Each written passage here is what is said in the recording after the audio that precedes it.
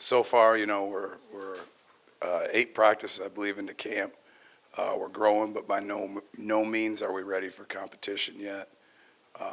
But we're in the process, and I think guys need to continue to embrace the process, all right, and grow every day and show our traits.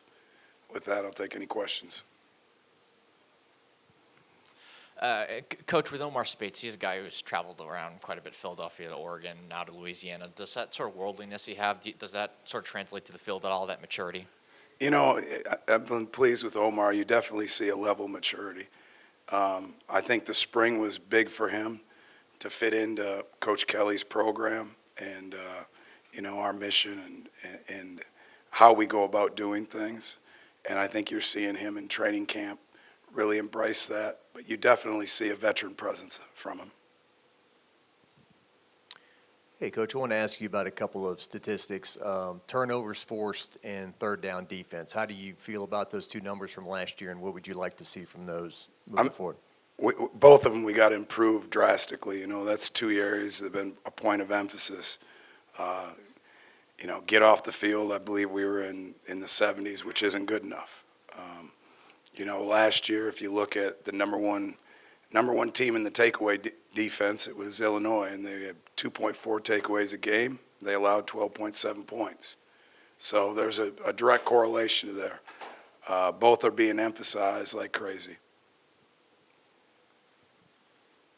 Matt, Wilson Hunter from the Advocate. You obviously have quite the competition going on at cornerback. Is there anybody at this point you feel like is really maybe standing out and sort of earn some kind of a role, or where do you feel like you're going to have to maybe make that decision? Yeah, I think guys are still competing for roles at this point. You see good things out of them. What we're looking for is consistency, day in and day out, exhibiting our traits, and really being the guy that you can count on every snap. We've had guys that have flashed. Deuce strung a couple practices together earlier this week. I got to get in and watch the film. Ashton Stamps is growing up fast. Zai has done some good things.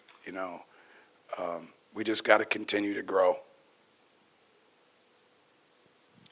Coach, I think from coaches and players alike, especially guys that were new last year, coaches and players alike, comfort is a huge thing. We've heard a lot of guys mention that.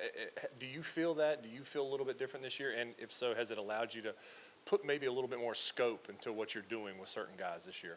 Yeah, I think comfort's kind of a relative term.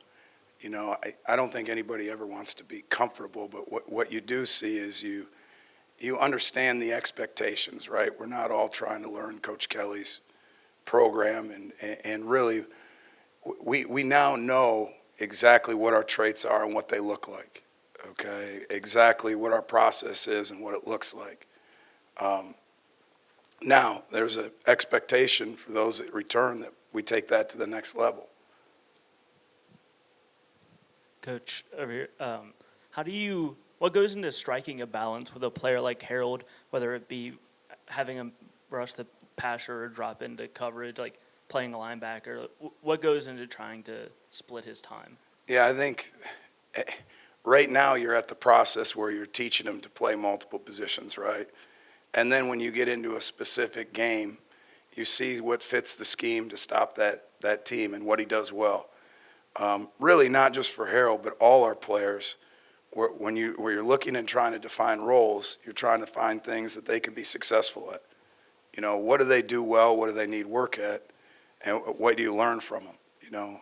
And try to put them in those positions. And that's really what the summer's all about.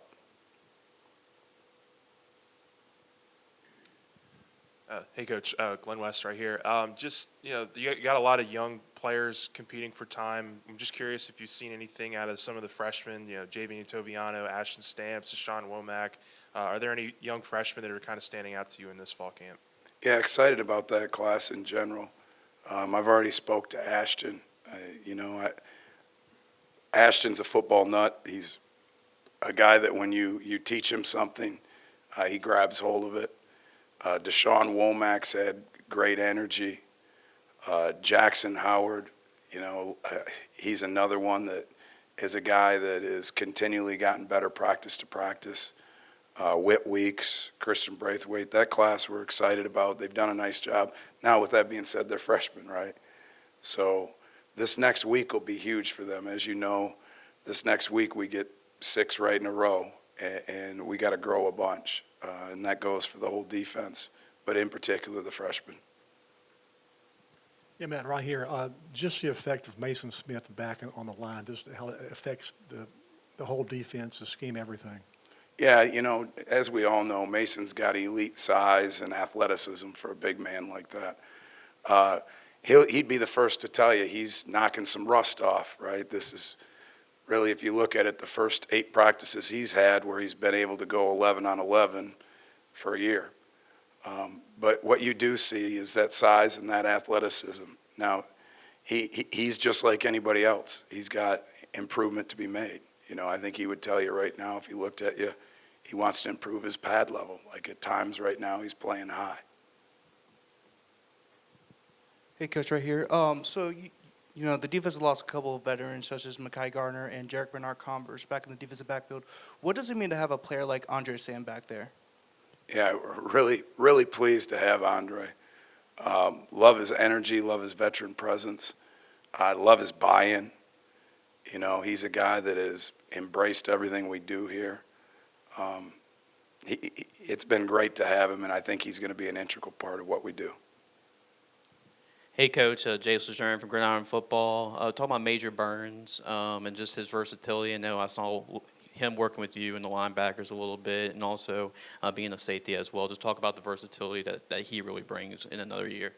Yeah, you know, Major's improved, and you know he's a guy that his length and his speed give the options to do different things, and he's also a guy now where it's time to take his development to the next level, where it's beyond just what's my job, but it's seeing the bigger picture.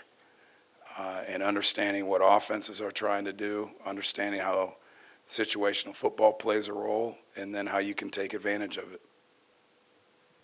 Following up on these safeties, just how interchangeable do you feel like your safeties and nickels are at times, and what does that allow you to do defensively?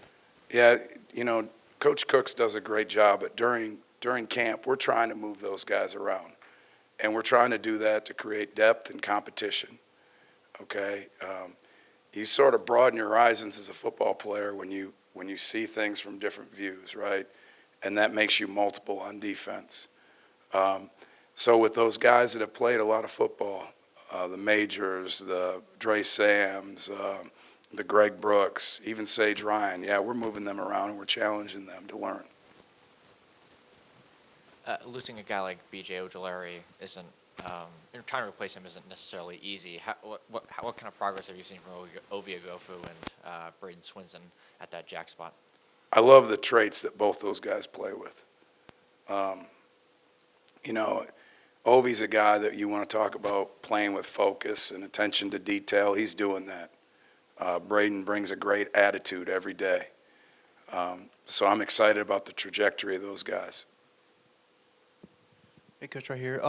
We all know that Zy Alexander was a very good player at Southeastern. He was a 2-time All-American at Southeastern. But, you know, since he's transitioned over here, he's looked very impressive over fall camp. Which one of his attributes stands out to you the most? I think his length and how smart he is. Like, he is a smart player. And, you know, that's a trait we value. You can tell he's a high school quarterback. And his length. I mean, his length helps him on the edge. What can you say about the defensive line transfers as a whole? Like, what is your impression of them so far? One, I've been pleased at the buy-in there. Two, I've been pleased with the competition and depth that's brought. Excited about, you know, Jordan. We didn't get a chance to see him in the spring. He's done a nice job. Paris has done a nice job. Jalen Lee has gotten a lot better over the course of the summer. So I would tell you that they bring competition and depth.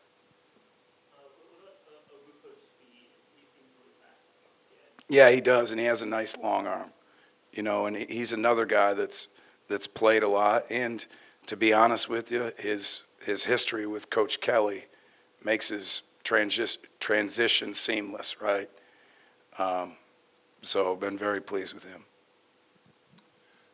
A lot's been made this offseason about the continuity that's returning, particularly on offense. But you guys as a coaching staff return nearly everybody on the defensive side of the ball. Just in year two, what does the evolution of you guys as a staff look like defensively, and how beneficial is it that you've had, some relative continuity there with the staff? Yeah, I think that's huge. One, just like the process of how we go about things in practice, you're not explaining and going over everything day to day. You kind of see things from the game in similar lights. You learn people's, when you're going through a new staff, you're learning people's strengths and weaknesses. By having continuity, you find out people's strengths and weaknesses, and you learn to play off of each other. And then there's the personal part of it, right? The more you get to know somebody, the more you care about them. And I think that's real too. Matt, specifically about DeSean Womack, it seemed like in the spring it was either maybe he's a defensive end, maybe he's a jack long term. Have you actually settled on a position for him? Is it always going to be a case where he can kind of play both? He's a guy that we're going to be able to move around some.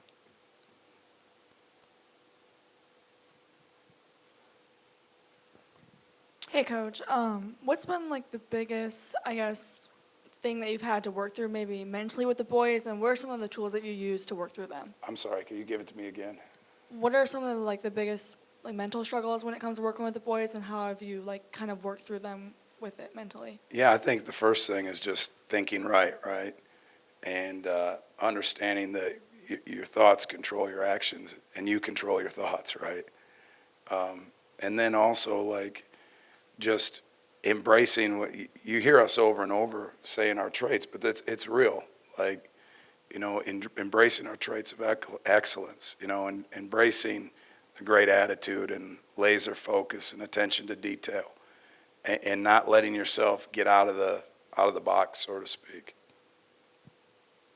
What does it mean working with the team when you have a season opener like you've got with Florida State and a team that you opened with last year? I know they're all big, but this is going to get a lot of attention, and the whole world's going to be watching it. Yeah, I think those games are exciting. They're exciting for a coach. They're exciting for a player. But at the end of the day, I think you have to be short-sighted in this game. And to be honest with you, when you're out on the field, you're worried about the next drill. And when you get off the field, you're worried about correcting the next meeting. Now, there's got to be some farsightedness in the preparation model. And what schemes do we need to get in? How do we need to be taught? But I think you can get too far-sighted in this thing, too. Now, is it exciting that we have great competition in the first game? Absolutely. But I hate to say this, but I'm worried about the trajectory of practice 9 now after 8. Greg Penn seems like a guy who's going to, once again, be a big part of this defense there at linebacker. What were y'all working with with him coming off of last season, and where do you feel like he's at in his progress? Yeah, I think the one thing that Greg, you can tell he's much more comfortable in what we do. He's done a good job with his weight.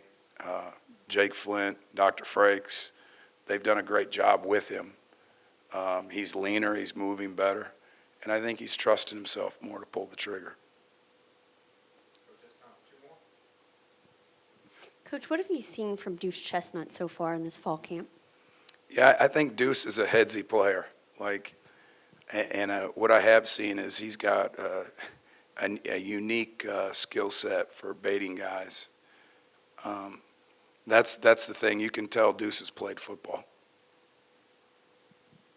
You mentioned a little earlier that Ashton Stamps is kind of a football nut. Do you have can you sort of expand on that? Is there sort of an example of him just really being, into the sport and being really heady? Yeah, I'll go ahead and tell you this.